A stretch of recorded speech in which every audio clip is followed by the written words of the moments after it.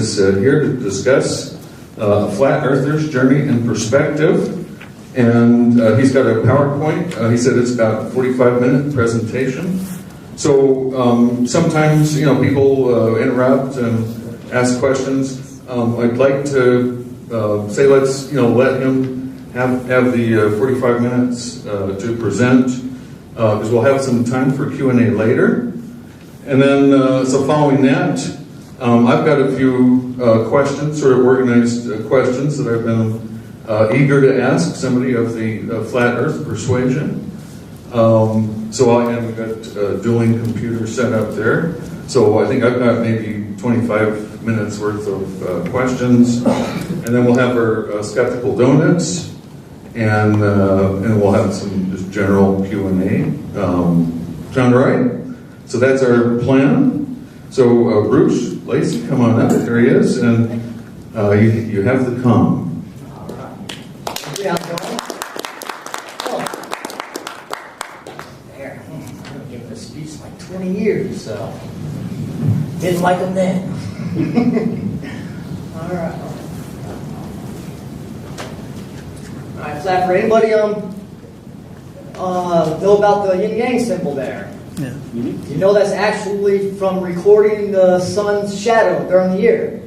That's what you actually end up with if you record the shadow every day for a year. You end up with the yin-yang symbol. It actually is for positive, negative too, and the sun and the moon. So, interesting symbol. It has a lot more than just a drawing. All right. Got mine. So, as you know, my name is Bruce, and I'd like to tell you I'm allergic to alcohol. Yeah, every time I drink it, I break out handcuffs. Glad the right meeting? The reason why I say that is more than just a joke. It's easier for people to come out as a raging alcoholic than for people to say that they're a flat earther. Some are downright scared that they will receive ad hominem attacks, but no one knows this better than flat earth content creators. I mean, they receive it daily, and I've decided to give you a couple. Here's ODD. He's a content creator, and he's going to share a couple of the comments. Warning, there is graphic language. I actually cut out the really worst ones and just put a couple in there so y'all can see what it does when you talk about the subject. I'm going to pray, and I won't stop until my prayers are answered, and your fucking sideshow redneck ass is hit by a bus. We need a Holocaust for flat earthers. If I see one more flat earth video, I'm going on a killing. Well, it's also captioned, so. Yeah. Are people really? I think I have other ones. It's obvious there is a spinning sphere. If it wasn't, scientists would tell us. Now go slap your mom for raising such a fucking asshole. Gravity is not a theory. It never was a theory. Science fact since the beginning of time. Jump off a building and see you stupid fucking flat earth fucktard idiotic moron. Fuck all of you. Alright, here's the last one I got for you guys. You gotta be fucking kidding me. Flat earth? This just fills me up with so much rage. I would love to stab every flat earther in the throat and watch them bleed out like the scum they are. Oh my god. This is worse than faggots or even niggers banging white girls. Alright, so that's it for the comments. Do you see the genius of these people? I mean, these are the innovative movers and shakers that are going to create our future. Are you scared yet? Alright. The old saying is you shouldn't discuss politics and religion when consuming alcohol. It needs an update because the flat earth brings out the very worst in people. Striking a nerve akin to a survival instinct, it seems. Oh, as you see here, when you mentioned flat earth around a bunch of intellectuals, sometimes you end up like that. I asked Dave if there was like a stakes around here and a fire. I'm sure fire was prohibited, right?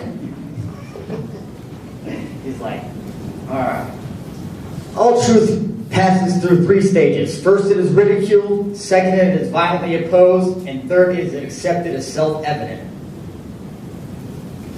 It is easier to fool people than to convince them they have been fooled. This is Brian Mullen. There are many people that think the earth is flat, but will not say it, or stop promoting it for the fear of the reaction it receives. An example of this is the engineer named Brian Mullen. He started doing flat earth videos from an engineer's perspective, to which his family and job started to feel the effects of questioning the heliocentric model. He has since stopped making videos and associating with anything of flat earth. It is said that his job said they didn't think it was appropriate.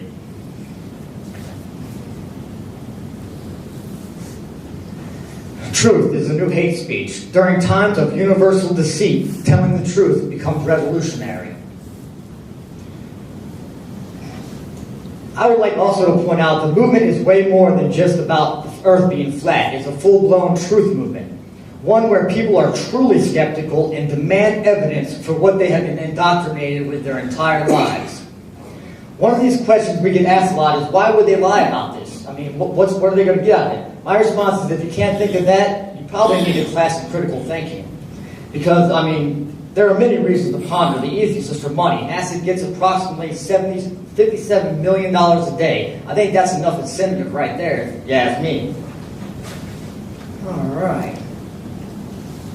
Some people like to imply flat earth is something only by religious zealots. In other words, we're just a bunch of religious nuts. I like to put that to rest. We are not a religious movement. There are many people where they were religious before and after discovering flat earth. This is because the Bible and other religious texts actually support the flat, motionless plane. I'm a spiritual person, not a religious one. The movement is based on truth and scientific reasoning, not religion or any other dogma. The real 21st century religion is called scientism. This is what happened when philosophy mixed with science, and you ended up with what we term scientism. And then through the schools, these theories are being taught as if they are based on empirical-based scientific evidence, when they are not. They are only theories. People love to claim that flat earthers are ignorant and they are dumbing down society, when once again, this is exactly the opposite of truth. I will put your average flat earther against a magical spinning ball believer any day. Matter of fact, you want to see the dumbing down of America?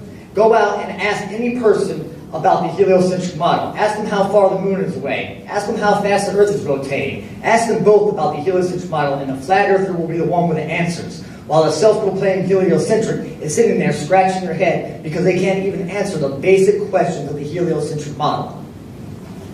So when did I become a flat earther? I tried for many weeks to answer this question and just couldn't come up with a specific time or place. It is something that grows on you.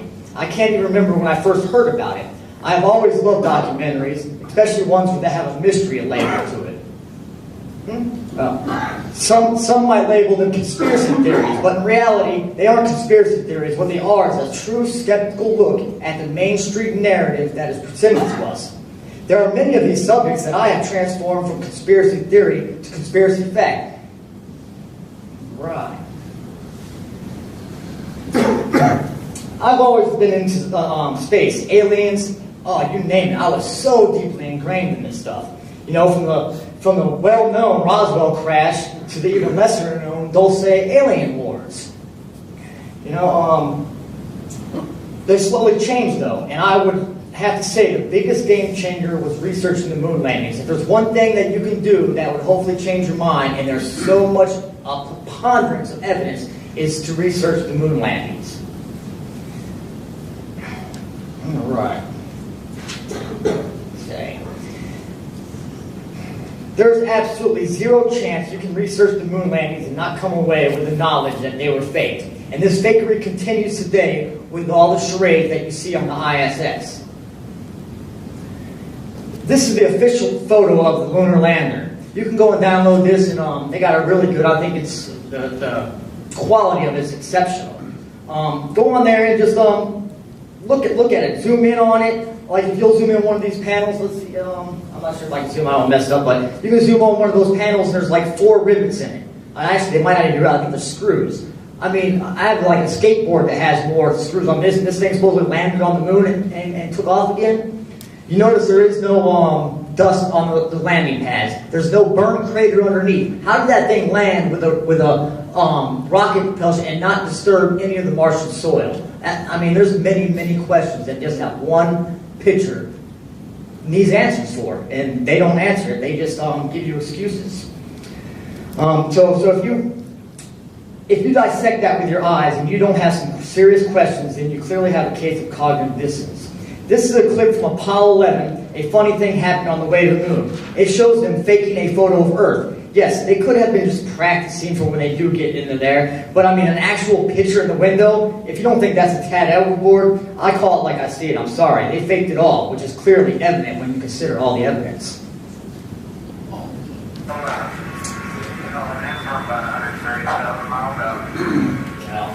Here, during another segment, also intended to air after review, Neil Armstrong falsely explains to the viewers how the shot is attained by putting the camera's lens to the window's glass, as it would have to be if they were the claimed distance away from the Earth. We only have one window that has a view of the Earth, and it's filled up with a TV camera. If the window was completely filled up with a TV camera, as he stated, then an astronaut's arm would not be able to get between the camera and the window, as it obviously does here in this outtake. North America becomes invisible just beyond the Terminator inside the shadow. You can also notice how the astronaut operating the camera reacted to the mistake by attempting to pan away from it. Yeah. The white man's station is blocked across the Earth.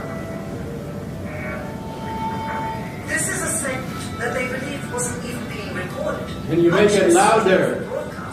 Hang on, after this, we tried to get it so it's up there. Hang on 1 second. Was that 115? Have you got it all the way up on the Let me exit out of this and then see if that might have something to do with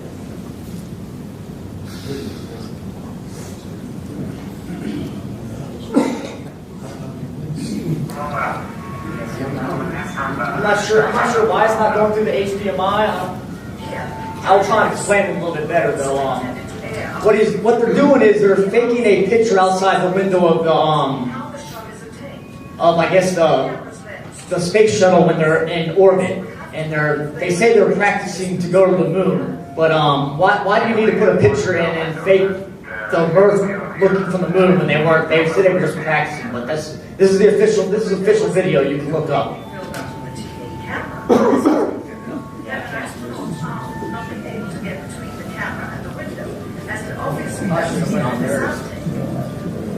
North America becomes invisible just beyond the Terminator inside the shadow. You can also notice how the astronaut operating the camera reacted to the mistake by attempting to pan away from it. The white man's station is blocked across the Earth. This is a segment that they believed wasn't even being recorded, much less suitable for broadcast, for the lens was being zoomed out and the scene was being changed to that of an interior of the astronauts at work, and apparently the stop button popped back up on the recorder without notice. Here is the diffused work light that they used to see camera controls, but not throw light onto the spacecraft's wall. Here they remove part of the crescent insert.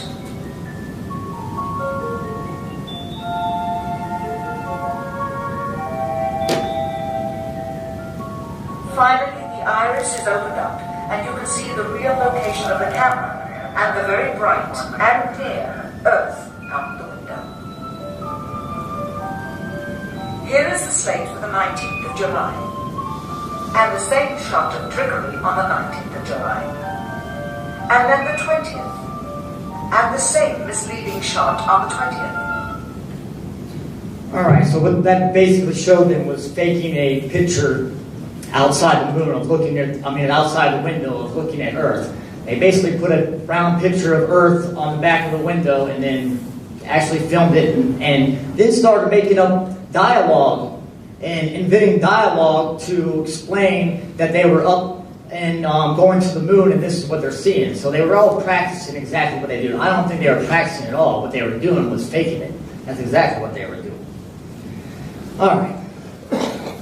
The last claimed photo of the entire Earth from space was said to have happened in 1972 during Apollo 17. Seriously, We have 4 cameras on every intersection in America, recording 24 hours a day, 7 days a week. How many are there in space doing this? 0. We have 0 cameras in space, recording 24 hours, 7 days a week that we have. Why is that? If there's one on every intersection in America, you have any questions about that? I sure do. It's false. Is the ISS and all those satellites were actually up there and being used for scientific purposes? There would and should be a slew of cameras recording and broadcasting 24/7 in real time, but we have nothing. So what about the stars? Clearly, the astronauts will remember how the stars look from space.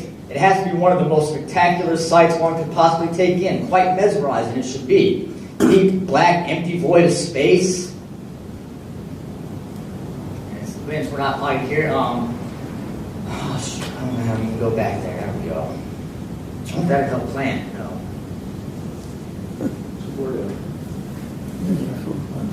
Yeah, it's not good. You don't see stars in the daytime on Earth.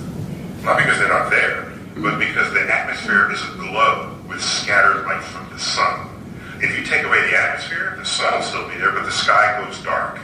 That's what the folks get when they go to the edge of the atmosphere, and they're calling that the edge of space. But when you get to the edge of the atmosphere is no longer between you and the rest of the universe. And the stars reveal themselves just as they would at night. Since the moon has no atmosphere and a daytime picture, if you're there in the daytime of the moon, you see a full night sky of stars, even with the sun in the sky.